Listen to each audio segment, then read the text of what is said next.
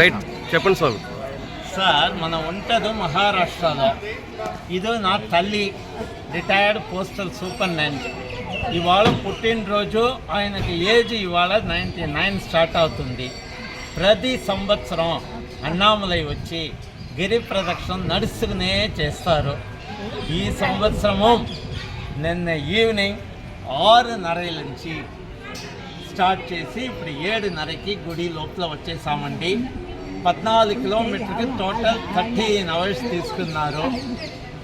Age అయినప్పుడు కూడా నడుస్తారు, కానీ కొంచెం మెల్లిగా నడుస్తారండి. అన్ని దేవుడి దయ, రమణ భగవాన్ దయ, అందరూ మనకు సహాయమే చేస్తారు. గిరి ప్రదక్షిణ మీరు చేశారంటే మీకు లైఫ్లో ఏ ప్రాబ్లము రాదు అంటే రమణ మహర్షి చెప్తున్నారు, మనం చెప్పలేదు. అది రమణ మహర్షి. ఇది పౌర్ణమిలో మాత్రం చేయాలా, అలా ఏమి కండిషన్ లేవు, ఎప్పుడు చేయొచ్చు, అన్ని రోజులు చేయొచ్చు గిరి ప్రదక్షిణం. అందుకే నా రిక్వెస్ట్, ఎప్పుడు మీకు టైం దొరుకుతుందో అన్నామలై వచ్చేసారంటే ఒక్క గిరి ప్రదక్షిణం ప్లీజ్ చేయొచ్చు, ఏ ప్రాబ్లము లేకుండా. ఇప్పుడు బాగానే ఉన్నారు, 99 ఏజ్కు మంచితనంగా చేస్తారు.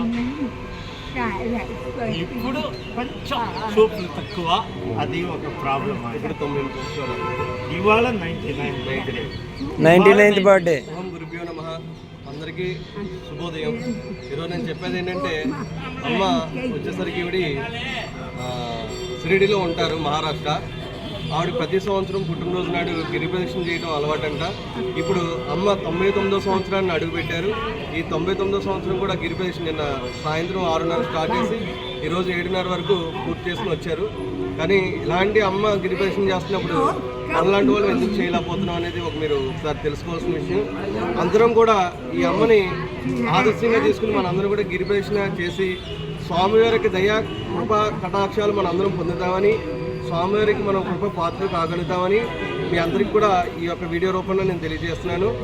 ఈ అమ్మ గిరి ప్రదక్షిణ చేసి వచ్చినందుకు, ఈ అమ్మకు ముందుగా ఆ పరమేశ్వరుడు శక్తి ఇచ్చినందుకు స్వామివారికి నా కృతజ్ఞతలు తెలియజేస్తున్నాను. 99th birthday. అరుణాచలేశ్వరాయ నమః.